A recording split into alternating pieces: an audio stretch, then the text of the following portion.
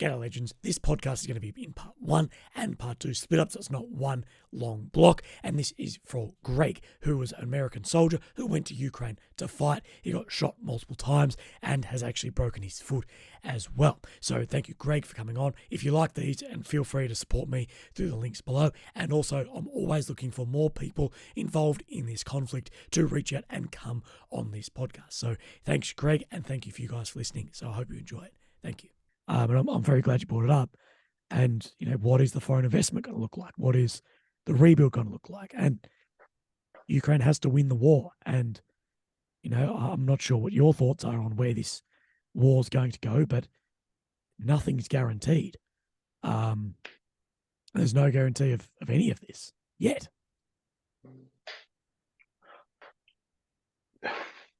I mean, there's a few things there. Like, one, where this war is going to go, I probably will have a better answer in 2 months. And my answer could be completely off if Putin just hits the red button. I mean, no one has any fucking clue, even the guys fighting this war. Yeah. It's day by day, hour by hour. Just keep your head down, push forward. That's it. That's all you can do. That's a soldier's life. Yeah. So on that for sure, with the other point of it too, like I do have a corruption story actually. A unit that I had been training in Kiev, speaking of white collar guys paying their way out, not all of them paid their way out. A lot of these guys are looking to get into political positions, and what they do is they create volunteer organizations that end up getting funding through the municipal or some other thing in whatever city that they're in. And they create like a volunteer military unit to protect the city or the municipal that they're in. What this does is this takes them off the list of people that could be drafted.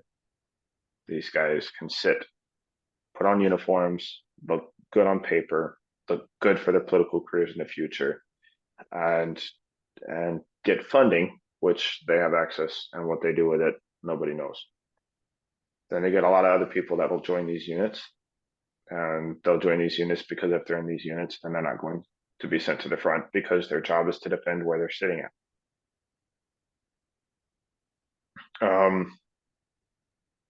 You'll have Ukrainians that join these units because they don't want to go fight, because they're scared, and then you have Ukrainians join these units because a lot of foreigners train in these units. It's a good hub for foreigners to teach Ukrainians how to fight. So you'll get a mix of people that are just staying there to stay there because they don't want to be drafted or conscripted. And then you'll have Ukrainians that specifically get in there to get the training before joining the actual military. So it serves purposes in a few different ways, where one, some of these white collar guys that are looking to make their paperwork look good for political shit after the war. And then like 175 sets of body armor was given to this unit. And the only thing that was requested by this unit was pictures of those plates getting handed out to the soldiers. Those plates were handed out to the soldiers, the pictures were taken, then the plates were taken back, and the soldiers were told if they wanted them, they had to buy them. So, and this was from somebody that's running for political office or wants to eventually run for political office. One thing about the US and these Western countries and all these corrupt businesses is they don't mind being corrupt if it's profitable for them. They hate corruption if it's not profitable. So I think when this war is over, if the outcome is positive for Ukraine, which I hope it is, there's going to be a massive influx of foreigners coming here. There's so much opportunity on the business aspect of things, from rebuilding, contracts. Like the West is going to flood billions and billions into this country after the war is over. for helping them because it's profitable. Because the private businesses will make killings off of the market here. And they don't like it when people are messing with their money. So a lot of the corruption that's here and now will be stomped out, I'm assuming. I'm hoping. But that's not to say that what's stomping it up, that being stomped out isn't just to be replaced with another form of corruption. Yeah. And do you feel like there's any danger to yourself talking openly about things like this?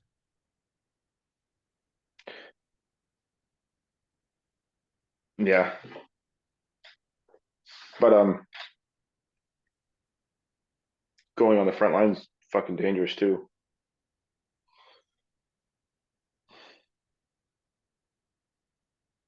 Yeah.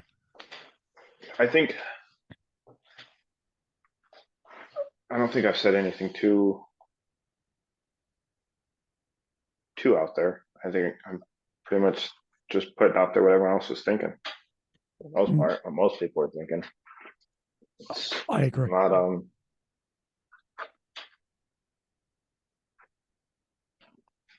I think you've talked of, people. There's a lot of people online who have these very strong opinions. Who I'm like, you've never been to Ukraine.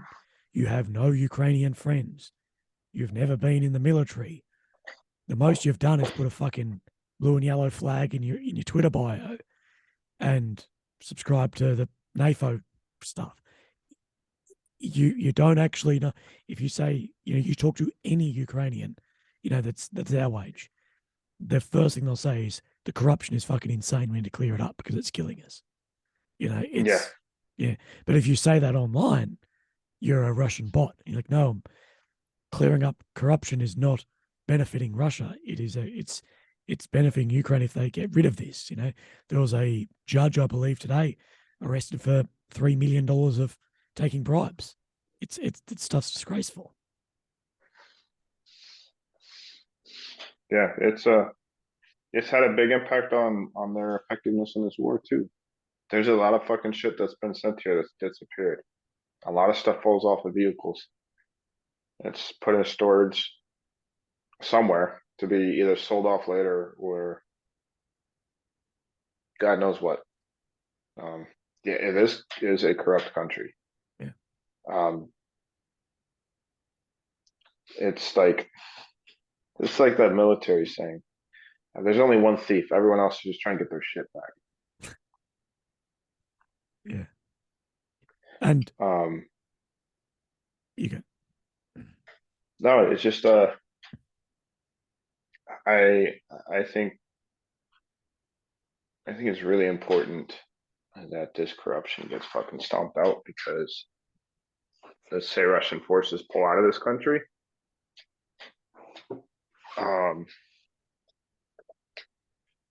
Not much is going to change. There's just going to be a lot of people that aren't here anymore because that corruption is going to stop out any investors from really wanting to take the risk coming here to invest in rebuilding. Yeah. I guess Russia poses a threat to that as well. Of what if they pull out now, what's stopping them coming back in 8 years like they did last time? Yeah. Well, I mean, there was a treaty that was signed, sending over a few rockets and fucking jabs doesn't eliminate your responsibility to an agreement that you made. Yeah, from which side on those agreements though too? Because you could make an argument that all countries involved broke their parts of the agreements at certain aspects too. Oh, Russia more so. I mean, again, it's not Ukrainians on Russian soil. So yeah, I agree. So I mean that's an issue on the political side of things. Contract's a contract. Politicians are politicians. Politicians didn't do their fucking jobs and let it get to this point. They didn't communicate. They didn't find solutions to problems that they were having, and we're here now because of it. But there was agreements that were made. There was contracts that were signed, and those contracts got broken. And there are people in a country they shouldn't be in, and there are other countries that are supposed to be supporting. And it's not. It's not enough. It's not. It's not enough. It's. It's hard when like Ukrainians come up and go, yeah, yeah, yeah, like all this is lend lease. Like the West isn't a lot, they're giving Ukraine a lot of stuff, but they're expecting a lot in return. Ukraine, I think, is the fifth largest producer of grain in the world.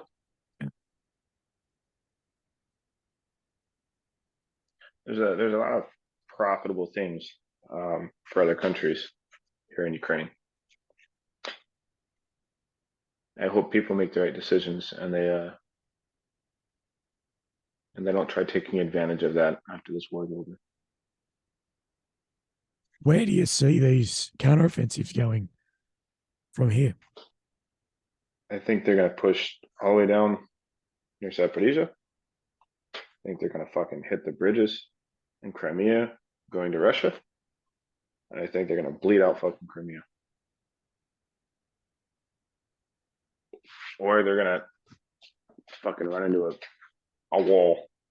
A lot of these positions here aren't like Kharkiv, where they were only fortified a little bit. These positions here have been fortified for years. It's going to be extremely difficult to get through some of these areas. I think if they don't push for Crimea now, I don't foresee them getting it. I don't foresee them taking it back. Political biases on both sides out of the way, whether on the maps, Crimea is fucking blue because it's part of Ukraine.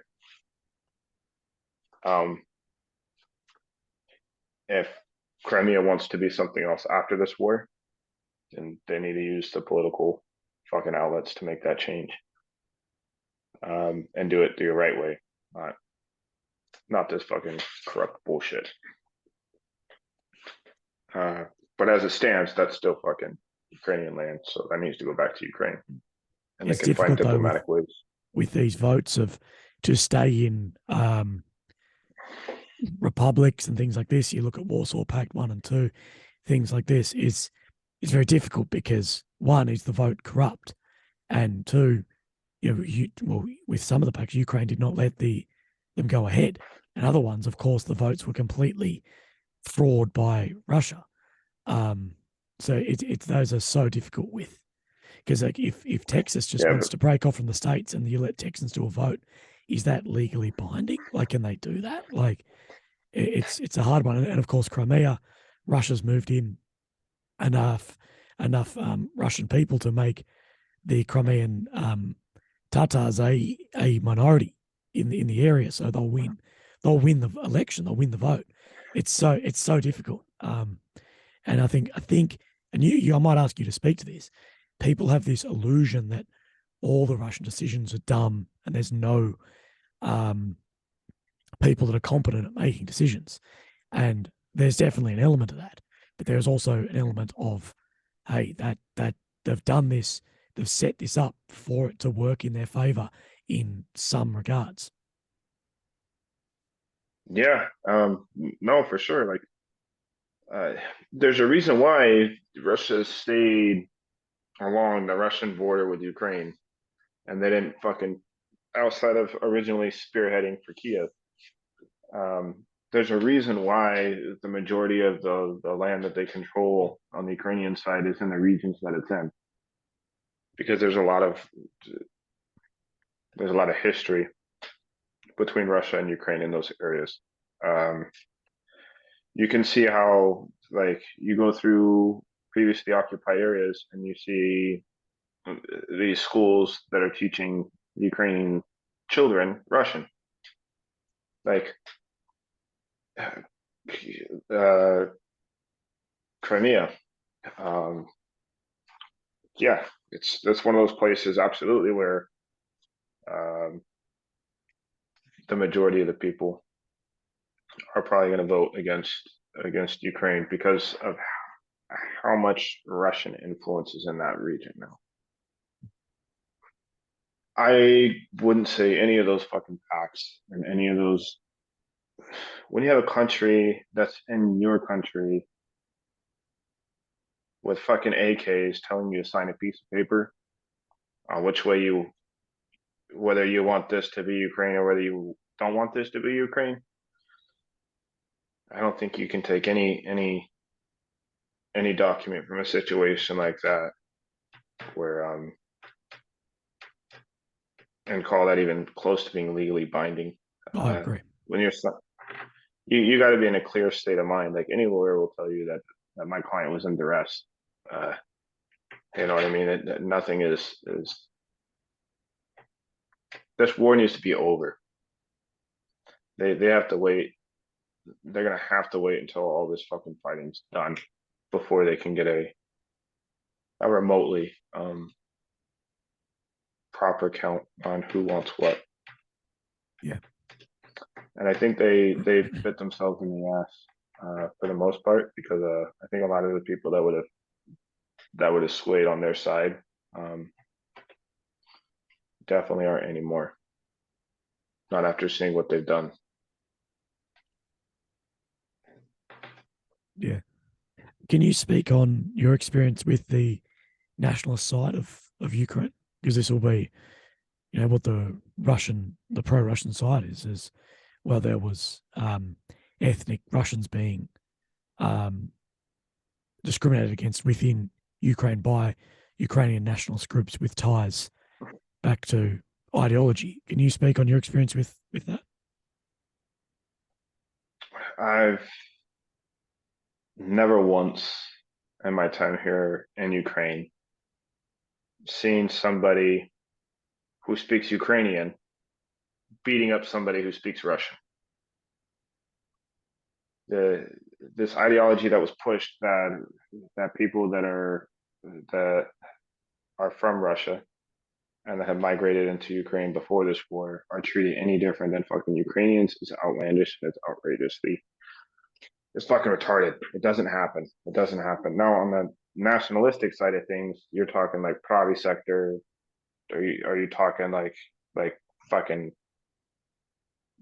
yeah? There's fucking people. There's people like that here. Um, is is it like this entire country is a bunch of Nazis and Hitler and all? No, absolutely fucking not. Um, I think one of the things that's really difficult for the West to understand is what being like Slava Nazi. Uh, the West hears that and they fucking lose their minds because they have absolutely no idea what the fuck that means. It's glory to the nation. The U.S. we have our Pledge of Allegiance, we have our national anthems, the same fucking thing. But they because it sounds like Nazi, the whole world is up in flames about this being a Nazi country or a bunch of racists. I personally have not been involved um, with Pravi sector or chose to work with those guys. Yeah, there's people with ideology we disagree with, and that I think the majority of people disagree with. Um, but there's units that absolutely you can have people with ideologies you disagree with, and those people are fighting with a guy from Africa and a guy from Taiwan and a guy from India. They're all in their own little fucking team and they're fighting. Like no one gives a fuck. These guys that have that mentality and that there's shitbags everywhere is what I'm getting at. Yeah. But that being an overall a factor, that's bullshit. I think it's another propaganda thing. It's to pull on people's heartstrings because of Germany, because of World War II, because of how many people in this region were actually affected by that fucking war. Poland, there was a lot of like. This is another thing. Like, I mean, that you can still find remnants of that war in people's homes. Of course. Through relationships. I'm not even just talking physical. Like how I was talking about this war, it's going to take decades and decades and decades to get back to any kind of normalcy. You still got family members of people that were affected by Nazis, that were affected by fucking concentration camps. Like that's still a thing, and that's definitely something that you put out there, and everybody who has 30 seconds of an attention span, that everyone's Nazis. They are Nazis, and they are automatic. They just people don't have the time to sit there and really look into it and understand what the hell that even means here. There are racist motherfuckers here, but that's not the majority of the people here. That's not the majority. Not even close to being the majority. What about the symbology in units? Yeah, I think half of that is in some ways, I think being a Nazi here is like being a goth kid in high school. Right. Being different, right? I don't think it's necessarily that these guys have any issues with. I mean, yeah, you can scream, "I hate you" because you're not the same color as me all you want, but like, it's a group. It's like a gang, essentially. You got people that join Southerners, you got people that join Northerners, you got all these different gangs where like you're a product of your environment. For the most case, it's unfortunate, but a lot of people they get involved because that's their environment.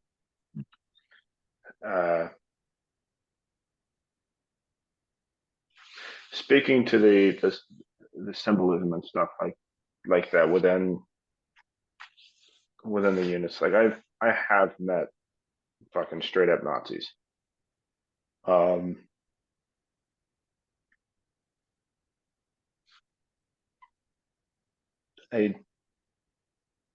think it's more to piss off Russia. I think these Nazi units absolutely they throw that shit out there and they're proud of it.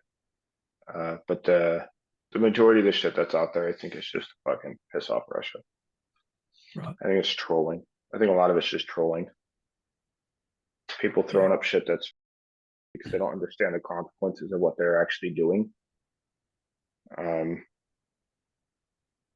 Because they think it's funny. I don't know. It's young kids.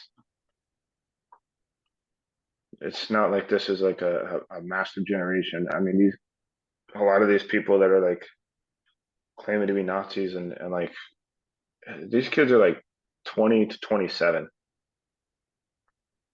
20 to 30. Like, it's not like it's a generational thing where like their parents were racist and their parents' parents were racist and their parents' parents were racist or Nazis.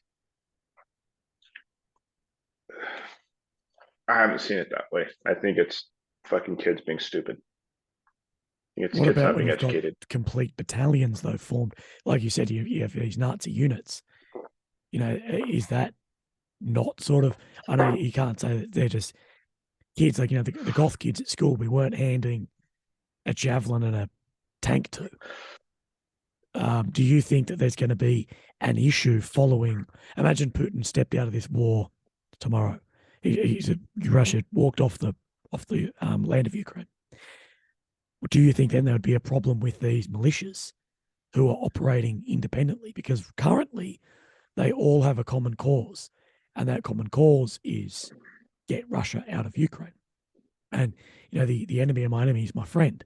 Do you think there's going to be this huge problem of, well, where Ukraine goes next, these militias may see not eye to eye on that, where the Ukrainian Armed Forces wants the country to go, compared to where some of these units, your Revanche, Kraken, Azov, these big, proper, well armed and not well armed couple of tanks, couple of vehicles, couple of guys, thousands of guys, some of the best weapons in the world. Do you think there could be an internal dispute from that? Yeah, I think there might be some issues for sure. Do I think it's going to be a massive, massive effect on things moving forward? No. I think you're going to have a lot of these fighting groups, a lot of these militias that move into different conflicts. I think what's going to end up happening is these guys are going to turn into like their own version of Wagner. They're just going to turn into PMCs and going to fucking move wherever the war takes them. Yeah, I'm sure there's groups, and that speaks back into the corruption. I mean, that corruption has to be taken care of, and I think um, that's one of the biggest things that the Ukrainian government understands needs to be squashed, because they understand that if that becomes a massive issue, they will not have the support from Western countries, because Western countries cannot support a country of Nazis. They can't do it.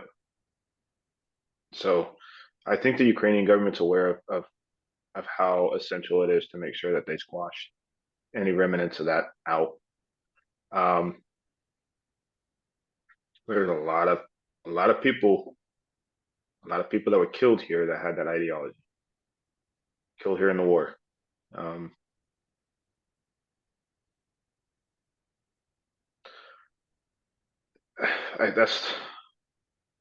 I don't want to speak more on that because I don't know what else to say outside of Yeah. I fucking hope so. I hope they fucking fix it. I get that. Did, Like, did you ever feel in any way like weird that you were fighting maybe beside guys with that ideology? I had a conversation with one guy, had all the tattoos, and this guy was a foreigner actually. Um, and I asked him about, the fuck's all your tattoos about? Um, and the way he explained it to me is he was a hooligan. He told me he's a hooligan, and basically it's just a big group of guys that like getting into a bunch of fucking fights with other people. A lot of these guys are clashing with Antifa and Europe. A lot of like uh yeah, it's fucking retarded because it's like, all right, dude, you're putting shit on your body. You don't even understand what it is you're putting on your body, and that's what I walked away from that conversation knowing, was that that guy wasn't intelligent enough to understand what he was actually putting on his body and what it meant. I think a lot of these guys getting into an echo chamber, and they just do shit because it seems cool at the time. What do you think from the online sphere of around this war compared to what you are living through is like the most common like misconception, like what people have wrong about this conflict from either side of the political spectrum?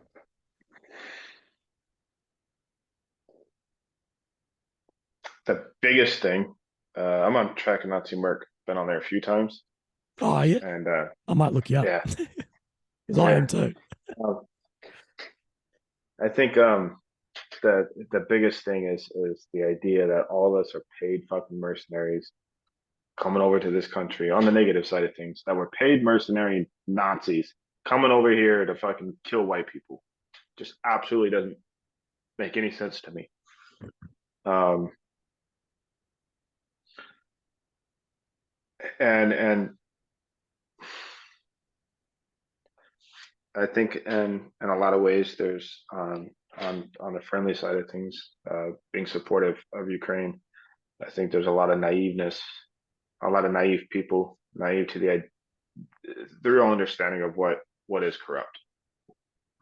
A lot of people are like, "Oh, these are good guys. We don't really want to talk about the corruption. We don't really want to like." No, like, you can be public enemy number one on both sides because you bring up the corruption, but that's something that people are honestly going to have to, like, you need to take that shit into consideration, because one day the weapons will be laid down. One day the bullets will stop flying. What then? Um, I bring it up because I care about the people of Ukraine. I care about this country.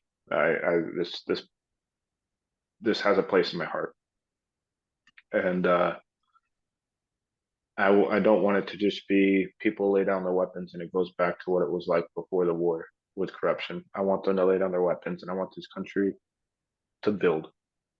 I want these people to prosper, um, and have a decent shot at life. You're right. There was a lot of people that were leaving the country before this war kicked off, looking for a better life. Ukraine has so much fucking potential, so much potential.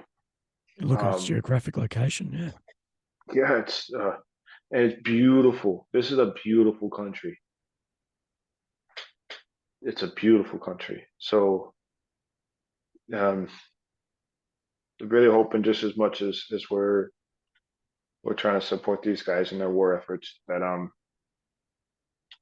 we're also supporting these guys in the back end on the corruption side too, because that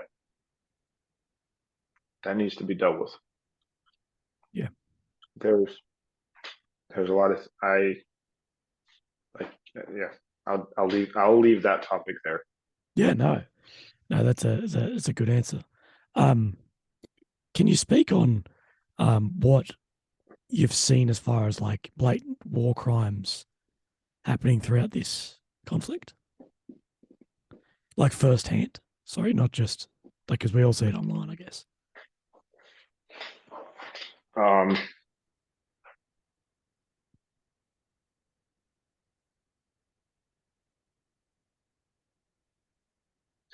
I don't have really anything on that side that I can share, either because I wasn't there firsthand for it,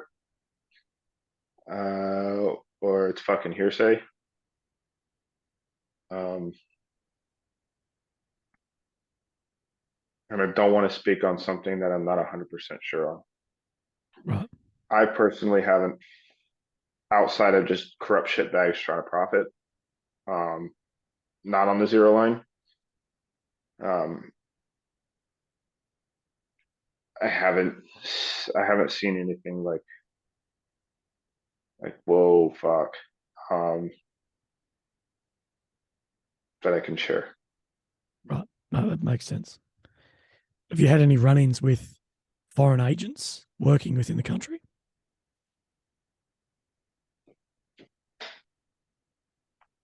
Um, Or have you been hit up by, say, message from, say, like the FSB? I know a lot of guys in your position or my position there, when we came close to the front lines, were getting messages on our phones or from like the FSB. Hey, Matt Williams, I know you live at X address, blah blah blah. Your girlfriend is X. Have you had any of that? um, not really. I know when Czech and Nazi Merc tried doxing me and doxing my family, like I was pretty cautious about what information I made public, and what information I had out on the internet before coming here. So I tried to set up a few barriers to protect my personal life from my work life before coming here. Um, I got a lot of shit from Czech and Nazi Merc in my inbox, and then I sent a few of the admin guys pictures of their fucking front doors, and then they left me alone after that. One of those guys lives in North Carolina, Right. so it's not a matter uh, of all of these guys just being from Russia, right? There's bad characters all over the world, but no, I haven't really, outside of situations like that.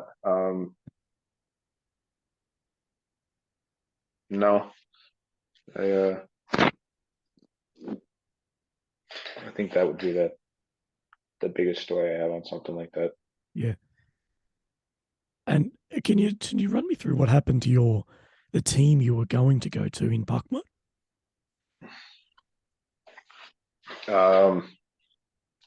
They were killed. Uh, I got a call like a week before coming back that, hey, I don't know. I still don't have the specifics on it. I don't know if it was a fucking rocket. I don't know if it was an artillery piece. I don't know if they're mounted or dismounted. Um, I was just told en route they were killed. So I haven't gotten any.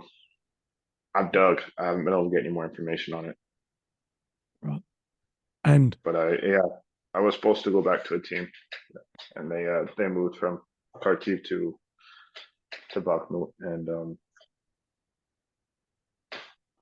unfortunately, really really good guys. Just really shitty luck. yeah.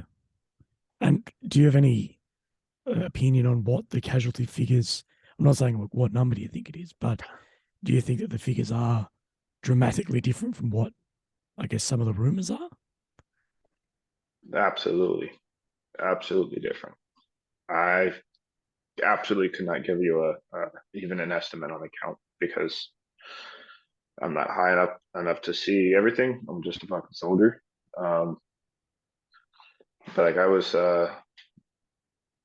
fucking 30 seconds away from getting bombed in a metro last year in Kharkiv, and they said there was like 18 casualties there, and there was 150 people in that minimum 150 people in that fucking metro station when that fucking grad had a direct hit on it. So I mean, there's like civilian and military. The numbers definitely aren't there, but it's propaganda. I mean, there's a reason for it, right? Um, the it's we gotta. I don't know if we'll ever get the numbers. I don't know if we'll ever get the actual numbers. Um, I think that's going to take a few decades to sort through. Yeah. Well, even now, you look back at things like the Chechen War, Iraq, whatever. There's estimates that are tens or hundreds of thousands in the range. And have you had any first-hand experience with Russian fighters? And can you speak on at least the ones you came up against, their skills, their persona, however, whether it was first-hand POW or in just a shootout with them?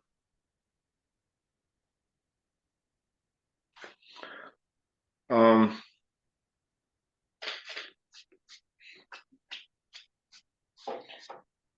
yes.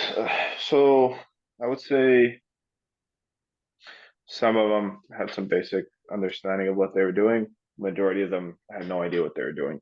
The one thing that was consistent through all of my personal experiences was lack of discipline. That lack of discipline is what gave us the advantage. Um, I didn't come up against any Wagner guys. I didn't come up against any of those Spetsnaz units. Um, so I can't speak to the more professional side of the soldiers, really.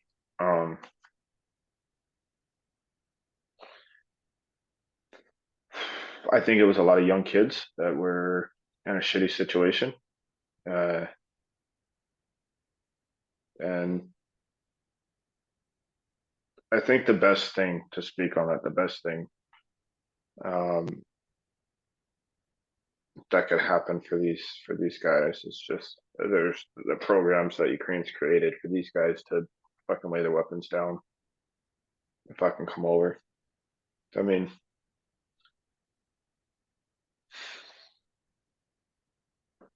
there's other ways of solving this shit, man. But as long as we have as long as we have the issues that we have in politics, we will continue to fight wars. And as long as we fight wars, young men will die, and history will repeat itself. Yeah. There are a lot of countries that are switching to a wartime economy now. There's a good chance that this Russian-Ukrainian war is just the start. Pretty soon you're gonna have China invading Taiwan. It's gonna happen. You got Russia, I think it's Russia, India, and China all creating their own currency or some shit. It's gonna knock the U.S. dollar off of its high horse. Um, there's gonna be a lot of economic issues for a lot of countries, and war is profitable. War is profitable for countries. War is the most profitable thing you can be involved in. The country's number one spending in every country is defence. In every business, Australia, we have a population of 26 million people and over 1 million people involved one way or another in defence. Like in America, spend almost $1 trillion a year in wider defence if you include everything. There's no other business that sits close to that. And it's the most profitable. It's the most ideological. It's crazy. That's the whole idea of war as a racket. And there's been conflicts before, and there'll be future conflicts that were completely based or baseless in the in seeking economic and political goals. We've done it. Russia's done it. Most countries have done it. And I sort of have a similar belief to you. I think if we don't nip this in the butt, we're seeing the beginning of a lot. I think we're sending China a message of we're not that serious about defending an allied nation. We've sent a lot of stuff to Ukraine, but a tiny percentage of what you could have done. I think personally, and people are going to jump on me for this and, whatever, call me a Russian simp, but I think we have really we've given Ukraine enough to prolong the war, not to win the war. You were talking 31 Abrams tanks. I know for a fact there are something in the vicinity of 5,000 Abrams tanks sitting in America rusting away. And now there is an argument of we're giving Ukraine as much as they can handle at a time. That's a legitimate argument, okay. But I think we're giving enough to prolong this war, as you've spoken of, that there are benefits in prolonging this conflict rather than nipping the butt and finishing it. And you're playing on a dangerous seesaw with a man at the other end who you don't know his full, I guess, potential of how far he's willing to take it. I think we're playing a dangerous game too, in not being like, hey, day one, we nip this in the butt and end it. But where does that lead with weapons that can flatten cities? I don't know.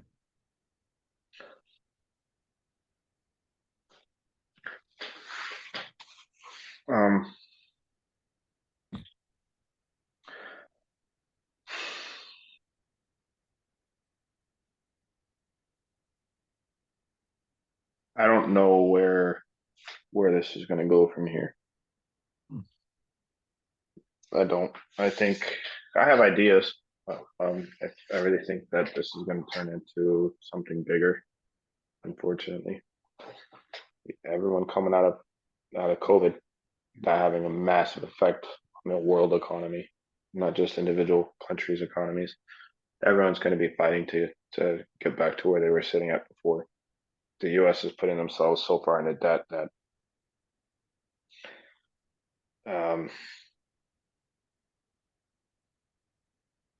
I don't even know. No, I don't even it's know. probably above you on my pay bracket anyway.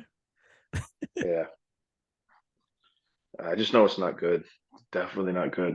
It was, I mean, there was a war that brought us out of the depression. Yep. I mean, we'll see. Do you have any sort of hate? Hate's not the right word. My vocabulary's crap 2 hours into this. For like the average Russian citizen? No, I don't have hate. I don't have hate for fucking the average Russian citizen. No. Do I have hate for the people that are here in Ukraine? Yeah. Yeah. You can hey dude, this sucks. Sorry that you're fucking conscripted and but you have a fucking choice. You can fucking surrender. For the average Russian person, no. I think uh I think the average Russian person's pretty when it comes to having an understanding as to what the fuck's going on. And I don't think they're all at fault for that. I think a lot of it has to do with the fucking propaganda and the fucking media and everything that's shoved down their throats for fucking years. Yeah, they're fucking retarded, but I don't hate them. And maybe it's not their fault that they're retarded. You think we play any role in that, as far as, say, with us limiting media and whatever to there as well? Do you think that could play a role in? Because I've always thought too that one of our goals with this should have been to embrace the average Russian and be like, hey, look at what your government is doing. Because I don't get a vote in Russia. I can't stand up against the Kremlin. I can't do any of that. That are we using our full potential of intelligence to, instead of, YouTube's banned, how can we find a back door into this to give the knowledge to the average Russian of this is what's happening? But I don't know. I don't know if we've I realized our don't full think potential so. of I doing that. mean, look at World War II in Germany. You had the fucking SS brigades. You had you literally had fucking concentration camps Yeah. where they had convinced did such a good fucking job with the propaganda and the media that he spewed to his people that he convinced people that innocent women and children by throwing them in fucking chambers was acceptable. Mm-hmm. It's a fucking echo chamber. I don't know how you break it through word. Maybe there's a way, but it obviously didn't work in Germany. Words didn't work. You had to use force. Yeah. No, I agree. I agree. But I also am on the side of if people think that they are above that too, that they would be that 0.1% that did stand up against it. We all like to think we Yeah, are.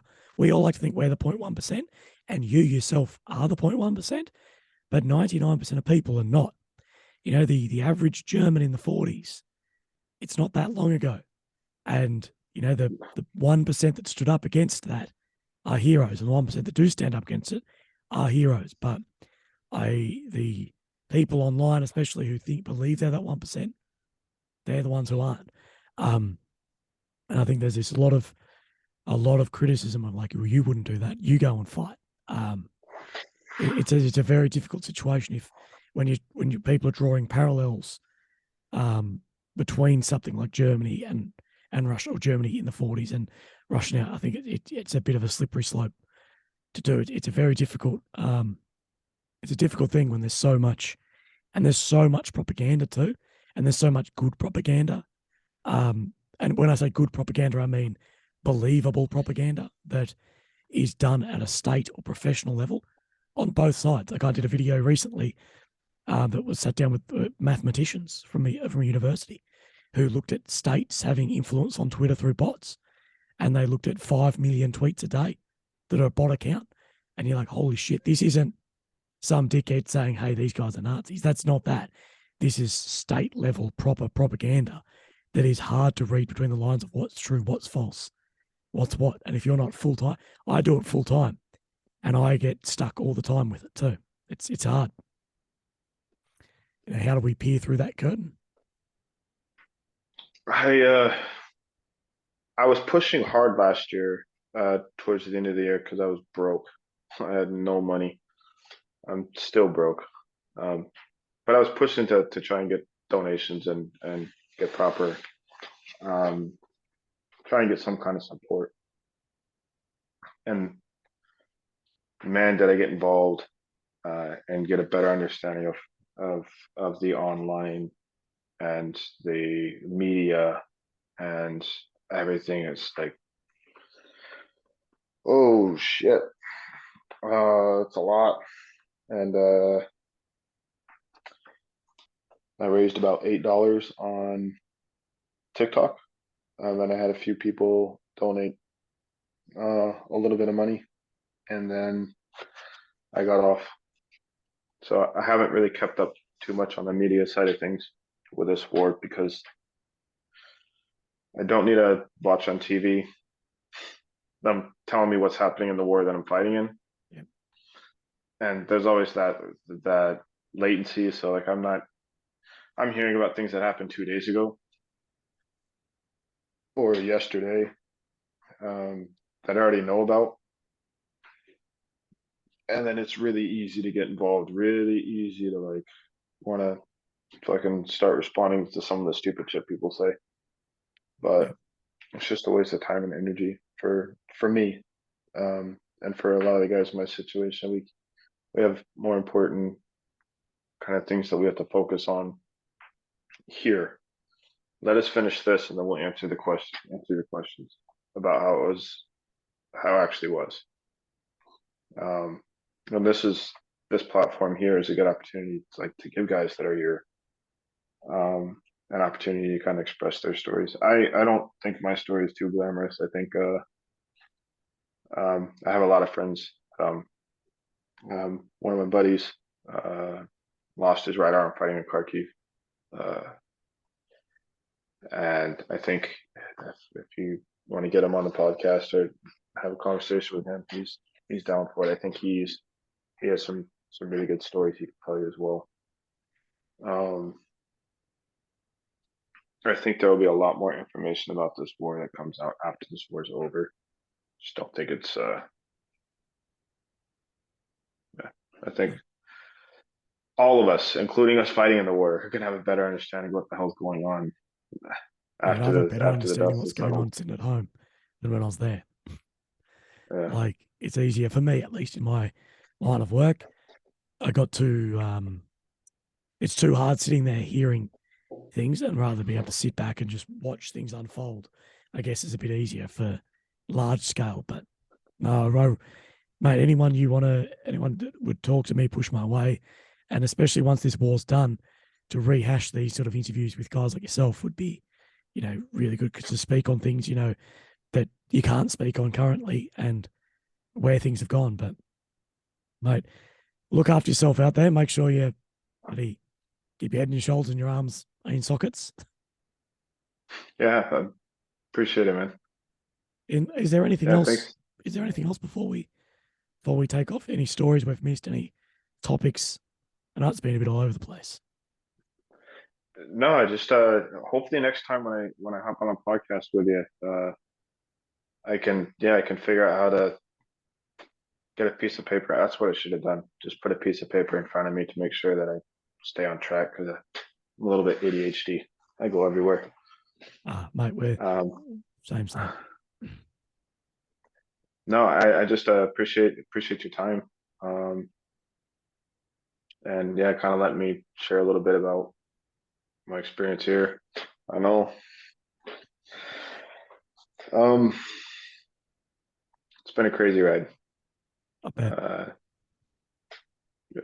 Is there anything you need to plug There, people to see, whatever? yeah, yeah. There's a few things on the humanitarian side that I didn't mention.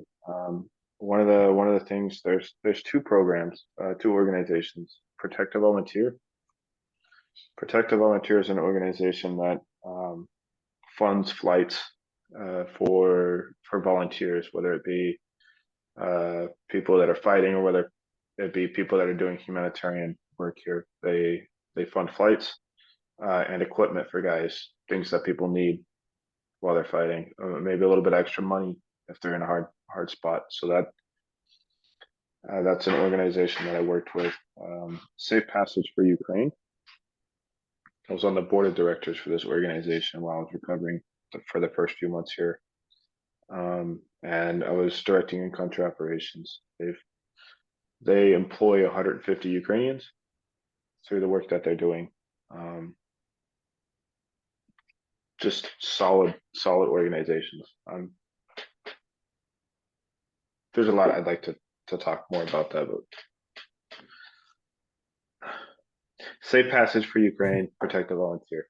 Easy Just done. I'm sure people can yeah, look it up. And next time we have a yarn, mate, we can go over all of that too. We could sit down, have a beer, and do a 10-hour podcast. yeah. I don't know. That's oh yeah. If That's we've got what enough I'm beers in us, pretty mate, much. we'd be all right. Yeah, yeah. I think so. Sounds good. Easy, bro. You look after yourself. Hit me up with whatever if you've forgotten, whatever. But otherwise, look after yourself and your boys and anyone who wants to speak to me. And this is not only for yourself, but anyone listening too about this. Is it's always an open thing. So yeah, appreciate it. So great. Yeah, Thank you so much, appreciate mate. you. All right, thanks for. Easy. Thanks, brother. Okay, I'll see you soon. Bye bye.